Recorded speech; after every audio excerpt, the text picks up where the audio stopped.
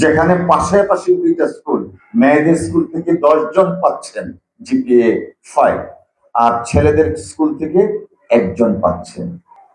দয়া করে আপনারা বাচ্চাদেরকে আরেকটু ভালোভাবে পড়ানোর চেষ্টা করবেন। আজকে দেখেন, এখানে আমি কাগজ উল্টাচ্ছিলাম, অনেকগুলা স্কুলের রেজাল্ট আনফরচুনেটলি ভালো হয়নি।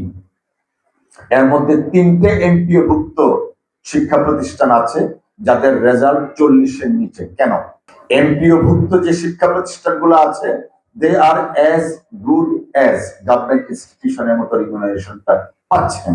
ঠিক তেমনি ভাবে আমাদের ঐতিহাসিক যে পাইলট স্কুলটা আছে, আনফরচুনেটলি রেজাল্ট খুবই বাজে। কেন এমন হবে? যেখানে পাশাপাশি দুইটা স্কুল, মেয়েদের স্কুল থেকে 10 জন পাচ্ছেন জিপিএ 5 আর ছেলেদের স্কুল থেকে 1 জন পাচ্ছেন। এটা তো আমরা কামনা করি না, এটা তো আমরা প্রত্যাশা করি না।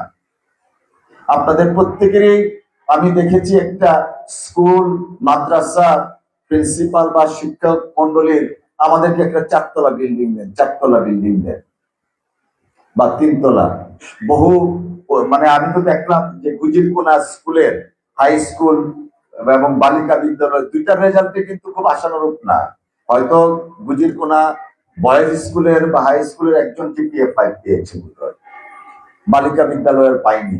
আমি যদি আগে জানতাম তাহলে যে বরাদ্দটা কিছুদিন আগে দেওয়া হয়েছে আমি হয়তো রিথিঙ্ক করতাম এই কারণে যে আমি অট্টালিকা দিয়ে কি করব? অট্টালিকার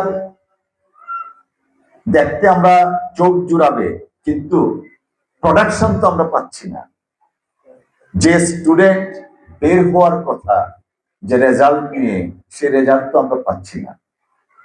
আমি যারা শিক্ষক মন্ডলী আছেন, শিক্ষক মানে সবার জন্য শিক্ষক, আমি অত্যন্ত বিনয়ের সাথে অনুরোধ করব, আপনার শিক্ষা প্রতিষ্ঠান যে প্রতিষ্ঠান থেকে হয়তোবা আপনিও একদিন পড়েছেন, দয়া করে আপনারা বাচ্চাদেরকে আরেকটু ভালোভাবে পড়ানোর চেষ্টা করবেন।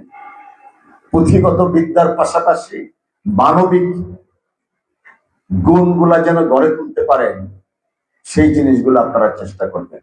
আমরা সারা